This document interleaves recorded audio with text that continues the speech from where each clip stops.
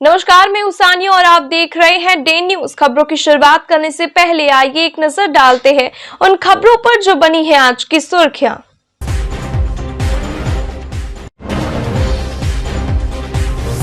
मुख्यमंत्री मानसिक रूप से हो गए हैं बीमार, पद त्याग कर जाएंगे इलाज कराने। बीजेपी विधायक ने कहा, पिछले कुछ महीनों से नीतीश कुमार का व्यवहार रहा है असंसदीय और अव्यवहारिक।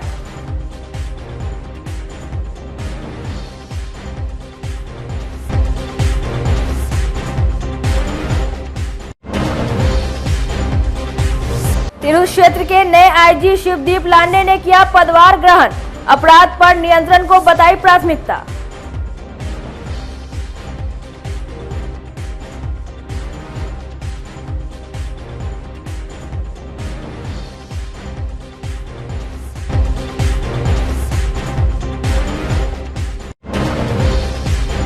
और निजी जमीन पर सड़क ढलाई होने से दो पक्षों के बीच जमकर हुई मारपीट, ठेकेदार पर लगा गंभीर आरोप।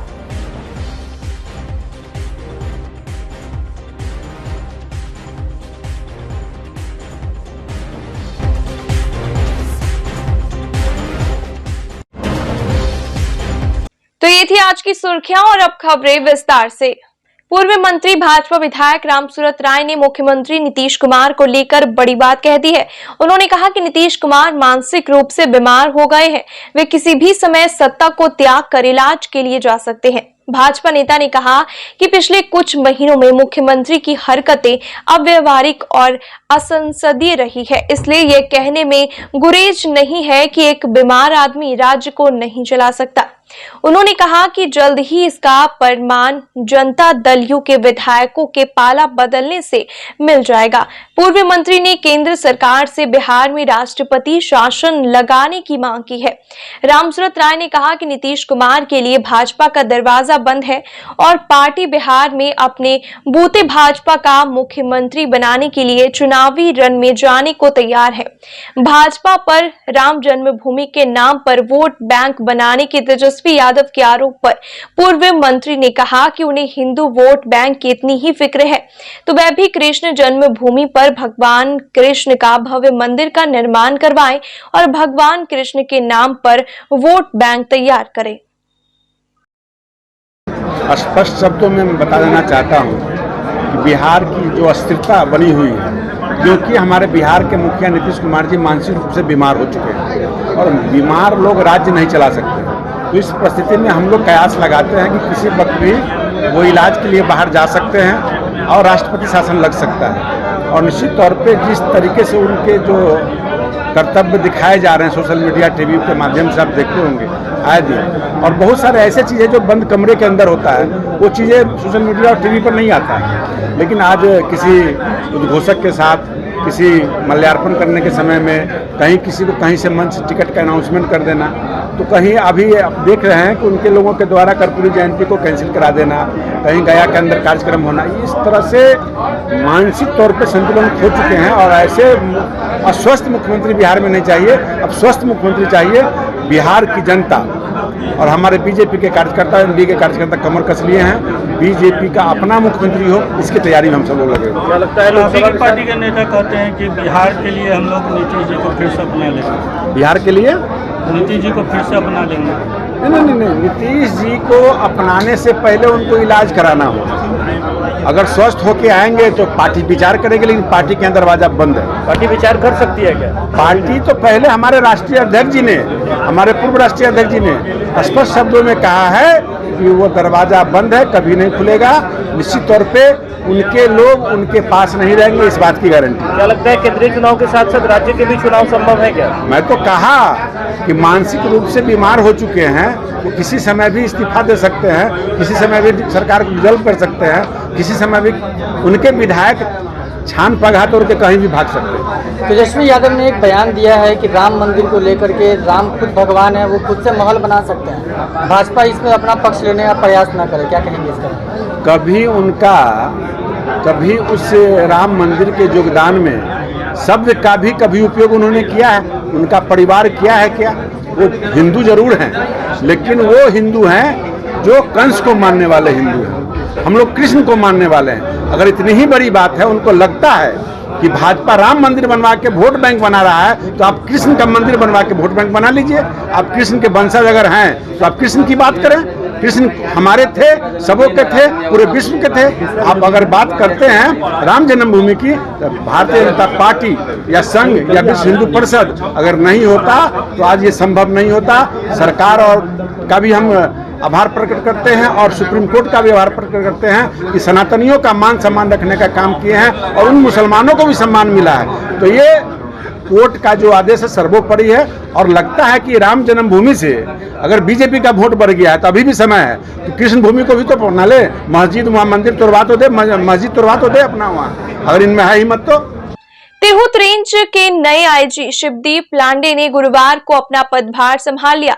इससे पहले वे सहरसा में थे। लांडे की छवि एक कड़क और ईमानदार अधिकारी की रही है।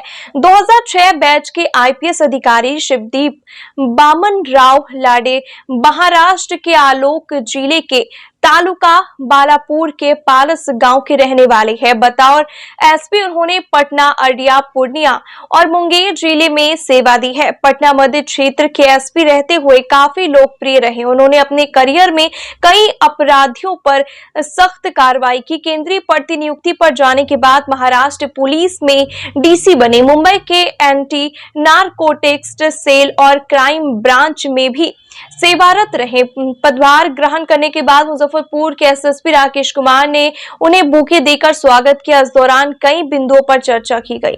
आईजी ने कहा कि अपराध नियंत्रण उनकी पहली प्राथमिकता होगी। लंबित केसों के निष्पादन में शिथिलता बरतने वाले पुलिस पदाधिकारियों को बख्शा नहीं जाएगा। मुजफ्फरपुर पुलिस महानिरीक्षक के पद का पदभार ग्रहण किया है अभी, और जो ऑफिस के स्टाफ मेंबर्स हैं उनसे सबसे मुलाकात हुई है और अभी ये सिलसिला शुरू हुआ है यहाँ से काम करने का। अब देखते हैं आने वाले समय में क्या चैलेंजेस है, वो तो पता ही चलेगा समय के साथ। क्या प्राथमिकताएं होंगी सर? अभी तो फिलहाल मैं ज्वाइन किया है। स्पेशली देखना पड़ेगा कि यहाँ पे क्राइम का पैटर्न, क्योंकि मेरा फोकस हमेशा क्राइम पे रहा है, तो क्राइम का पैटर्न क्या है, क्राइम के हॉटस्पॉट्स क्या है। सिर्फ एक जिला तक ही सीमित नहीं है। जुडिक्शन के अंडर में हाजीपुर भी आता है, सीतामढ़ी भी आता है, शिवहर भी आता है, मुजफ्फरपुर तो है ही। तो क्राइम का पैटर्न क्या है, बाद में क्रिमिनल्स का बिहेवियरल पैटर्न क्या है यहाँ पे स्पेशली, क्योंकि जहाँ से मैं काम करके हूँ वहाँ पे भी एक नई इमर्जिंग जो लड़के थे उनके कॉन्ट्रैक्ट किलिंग का और उसका एक पैटर्न दिखने में आ रहा था, वो भी यहाँ पे देखना पड़ेगा।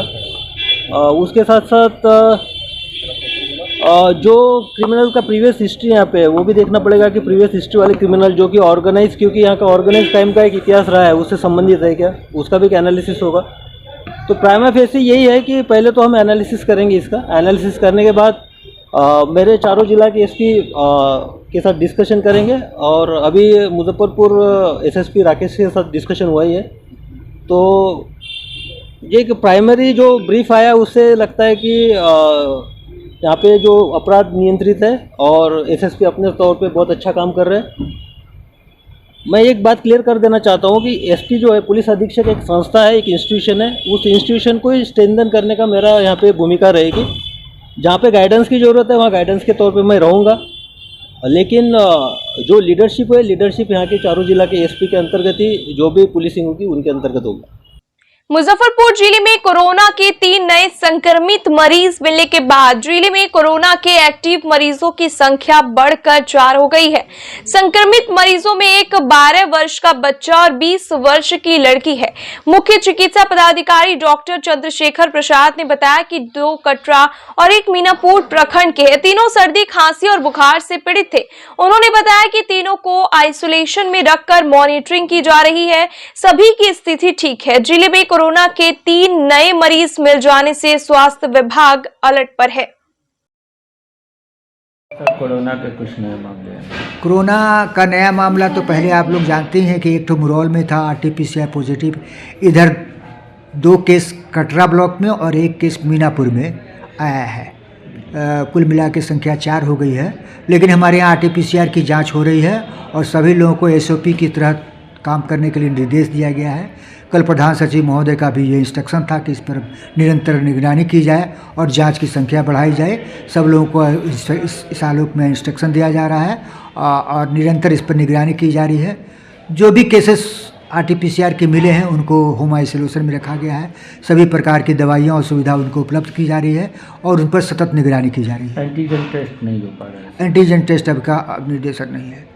गुरुवार को मुजफ्फरपुर के एक होटल में आयोजित भाजपा जिला कार्य समिति की बैठक में संगठनात्मक कार्य की समीक्षा और आगामी कार्यक्रमों की योजना पर चर्चा की गई। जिला अध्यक्ष रंजन कुमार ने बताया कि बैठक में संगठनात्मक कार्य की समीक्षा और आगामी कार्यक्रम श्री राम तीर्थ यात्रा, ग्राम प्रवास, नव मतदाता संपर्क अभियान आदि विषय पर भाजपा प्रदेश से क्षेत्रीय महामंत्री शिवेश राम से क्षेत्रीय प्रभारी आशुतोष सिंह सहित पार्टी के विधायकों से चर्चा की गई। बैठक में कार्य समिति के सदस्यों के साथ जिले के कई वरिष्ठ नेता शामिल रहे।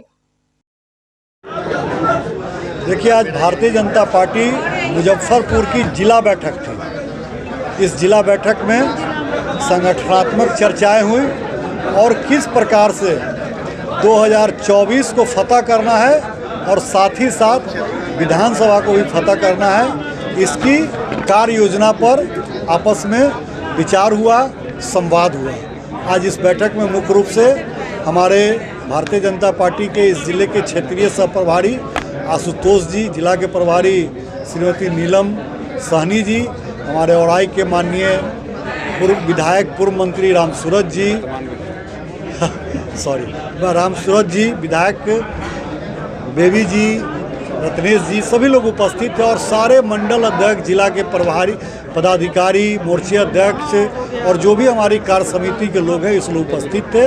और किस प्रकार से हम लोग को बूथ तक अपने कार्यकर्ताओं को मजबूत करना है और साथ ही अभी जो अपना 3 कार्यक्रम चल रहा है, विकसित भारत संकल्प योजना जो मोदी गारंटी रथ के रूप में जिले में चल रही है, उसको और किस प्रकार से जन जन तक फायदा पहुंचाना है, साथ ही विश्वकर्मा योजना का कैसे लोगों को लाभ पहुंचाना है और राम मंदिर का जो प्राण प्रतिष्ठान के बाद जो दर्शन का एक कार्यक्रम है जो भारतीय जनता पार्टी लोगों को करवाने का कार्य करेगी, इस पर हम लोगों ने एक क्रियान्वयन करके कार्य पूरा करने का काम किया है। बहुत ही सफल बैठक हुई और निश्चित तौर पर भारतीय जनता पार्टी के कार्यकर्ताओं के बल पर एक बार पुनः 2024 में नरेंद्र मोदी जी प्रधानमंत्री की कुर्सी पर बैठेंगे और 400 पार का अपना लक्ष्य पूरा करेंगे और इस बार बिहार में भारतीय जनता पार्टी का मुख्यमंत्री होगा और बिहार का जो भविष्य है वो संवारने का काम भारतीय जनता पार्टी के हमारे नेता मुख्यमंत्री करेंगे।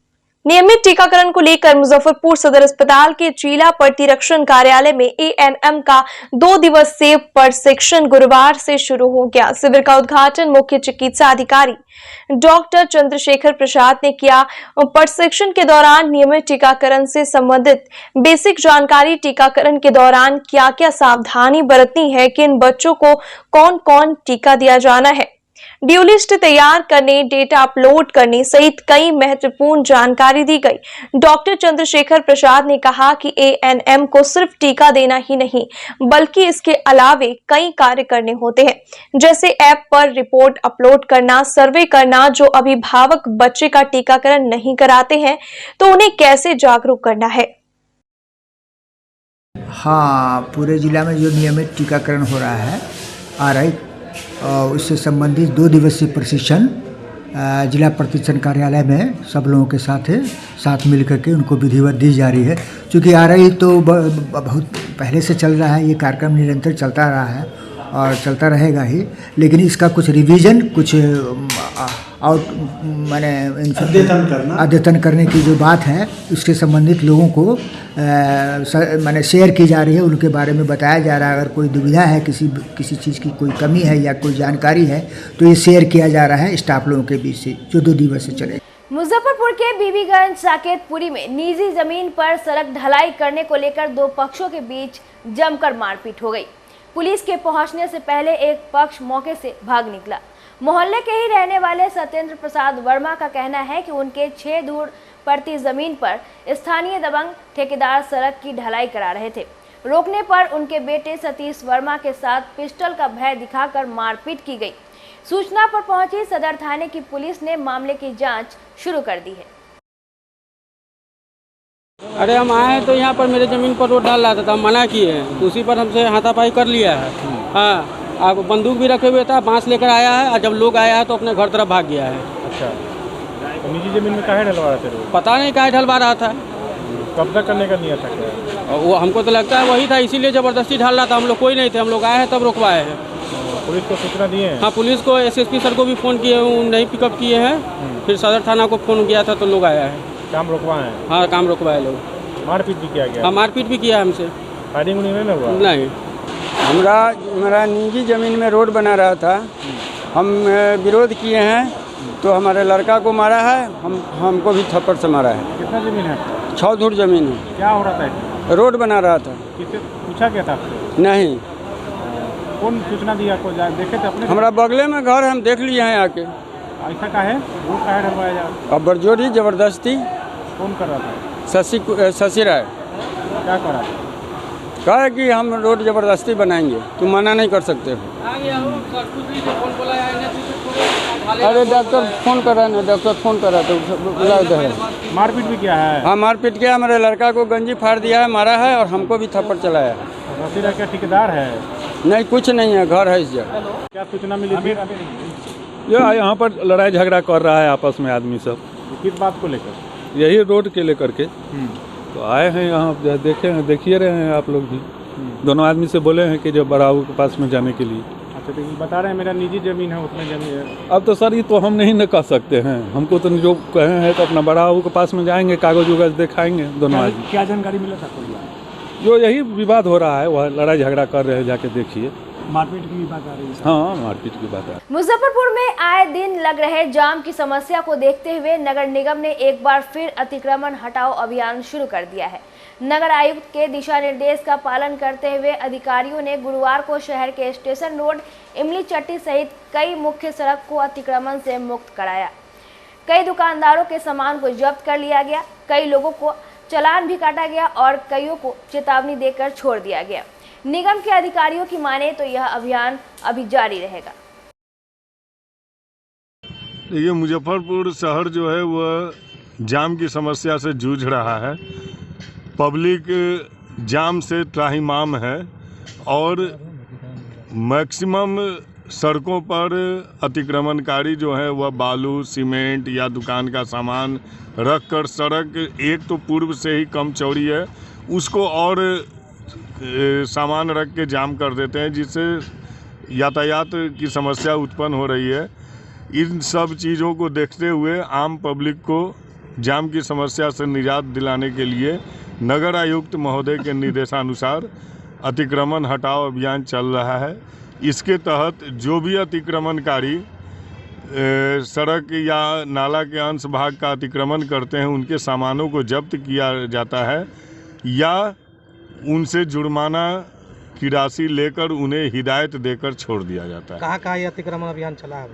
आज ऐसे तो पूरे शहर में अतिक्रमण अभियान प्रतिदिन चलाया जाता है, वैसे आज स्टेशन रोड से निकलकर इमली चट्टी, ब्रह्मपुरा चौक, लक्ष्मी चौक, मेरिन ड्राइव होते हुए अखाड़ा घाट रोड से अभी ये हम लोग बांध से होते हुए लकड़ी ढाई होते हुए अभी हम लोग आगे ये अभियान चलेगा जहाँ तक चालान भी काटी जा रही है। हाँ, चालान भी काटी जा रही है। लोग रखे उसका सामान भी उठाया जा रहा है, सामान जब्त किया जा रहा है, चालान भी, फाइन भी किया जा रहा है, सामान को जब्त भी किया जा रहा है। एफरेसिस प्लेटलेट्स मशीन का उद्घाटन एसकेएमसीएच के प्रिंसिपल डॉक्टर आभा रानी, टाटा मेमोरियल के निदेशक सुदीप गुप्ता, ब्लड बैंक के चिकित्सा प्रभारी डॉक्टर संजय, डॉक्टर दिलीप कुमार, जन हितैषिता के प्रिंसु मोदी ने किया। पहले एफरेसिस रक्तदाता के रूप में डॉक्टर राजीव कुमार रंजन ने किया। इसके शुरुआत से कैंसर, एनीमिया और डेंगू के मरीजों को सबसे ज़्यादा लाभ मिलेगा। इस मशीन से 6 यूनिट प्लेटलेट्स का काम 1 यूनिट से हो जाएगा। अभी सेपरेट मशीन से जो प्लेटलेट्स निकाला जाता है उसे 5000 अकाउंट प्लेटलेट्स बढ़ता है, पर अब एफरेसिस मशीन से प्लेटलेट्स निकालने पर 1 यूनिट से 30,000 से 50,000 तक प्लेटलेट्स बढ़ जाता है।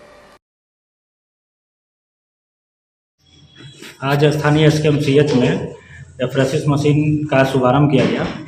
उस एफरेसिस मशीन से पूरे नॉर्थ बिहार की जनता को लाभ होने वाला है, खास करके कैंसर और डेंगू मरीजों को। अभी तक जो हम लोग प्लेटलेट्स मिलता था सेपरेटर मशीन से, उससे एक यूनिट से 5,000 काउंट बढ़ता था। लेकिन अगर एफरेसिस मशीन जिसका शुभारंभ आज किया गया, अगर उससे निकलेगा तो एक यूनिट से 30,000 से 50,000 काउंट बढ़ेगा। और यह बहुप्रतीक्षित मशीन है और अभी तक का लेटेस्ट मशीन है। इससे कैंसर को खास करके बहुत ज़्यादा लाभ होने वाला है। अपने यहाँ कैंसर खुला है, कैंसर मरीजों को बहुत लाभ होगा। इन दिनों पड़ रही कड़ाके की ठंड में जिन लोगों के पास व्यवस्था है वो तो सुरक्षित है, लेकिन ऐसे लाखों लोग हैं जिनके पास ठंड से बचने का कोई साधन नहीं है। वो इस कड़ाके की ठंड में ठिठुरने को मजबूर है। इस कड़ाके के ठंड के बीच मुजफ्फरपुर के गौसूल वरा फाउंडेशन ने असहायों एवं जरूरतमंदों के बीच कंबल वितरण किया। फाउंडेशन के संस्थापक सदस्य मोहम्मद आफ्ताब अजीम ने बताया कि पहले चरण में लगभग 50 से 60 कंबल का वितरण किया गया है। आगे भी यह सिलसिला जारी रहेगा। उन्होंने बताया कि इस फाउंडेशन का मकसद जरूरतमंदों की मदद एवं गरीब परिवार के बच्चियों की शादी कराना है। मौके पर मौलाना कालिमुल्ला कादरी, अबरार अहमद सहित दर्जनों लोग मौजूद रहे। दारुल उलूम गौसिया फैज़ानुल उलूम ये गौस मंजिल जगह है। यहाँ से गौसुल वरा फाउंडेशन की जानिब से तकरीबन कमोबेश 50-60 कंबल अभी उन लोगों को दिया गया जो वाकई में बिल्कुल मजबूर और ज़रूरतमंद थे। उन्हीं को 50-60 कंबल दिया गया। अच्छा, इतनी कड़ाके की ठंडी है, कैसे आप लोगों ने यानी मन में क्या आया से हाँ गरीबों में हम लोग कंबल वितरण करें? लोग तो ऐसे कड़ाके की ठंडे में अपने घरों में रहते हैं, मगर फिर भी अपने ठंडे में निकल के लोग ठंड का एहसास हुआ। वाकई में जब हम लोग इस कदर जैकेट और स्वेटर के बावजूद ठंड महसूस करते हैं, इन गरीब लोगों का भी ख्याल आया। इनका दर्द दिल में पैदा हुआ कि भाई ये लोग किस तरीके से गुजारा कर रहे हैं। तो कुछ हम लोगों के नज़र के सामने थे, जिनको देखते थे सुबह शाम। कुछ हमारे मिलने जुलने वालों लोगों ने बताया कि कारी साहब फाउंडेशन की तरफ से कुछ काम किया जाए। गौसुल वरा फाउंडेशन मुजफ्फरपुर। कितने सालों से आप लोग ये कार्य करते हैं? तकरीबन 1 साल से। 1 साल के बीच में तकरीबन कई गरीब बच्चियों की शादी का भी इंतज़ाम किया गया। कई कैंसर से पीड़ित मरीज़ थे, उनका भी हम लोगों ने अल्हम्दुलिल्लाह अच्छे अंदाज में उनका भी ताउन किया और इंशाल्लाह आगे भी ताउन करते रहने का इरादा है। का क्या की गई है, क्या कुछ कहेंगे? गौसुल वाला फाउंडेशन के तरफ से गरीब ज़रूरतमंदों के बीच कंबल का वितरण गौस मंजिल जुवन छपरा मुजफ्फरपुर में हुआ। कितने लोगों को दिया गया? वो 50 से 60 लोग को पहले चरण में दिया गया है, फिर इंतजाम हो रहा है, फिर दूसरे चरण में दिया जाएगा। क्या मकसद क्या है इस फाउंडेशन का? फाउंडेशन का मकसद है गरीबों का मदद करना, शादी ब्याह, बीमार, ये सब का के लिए मदद करना। क्या नाम हो? आज की खबरों में बस इतना ही। कल फिर मिलेंगे कुछ नई खबरों के साथ। तब तक के लिए हमें दीजिए इजाजत। नमस्कार।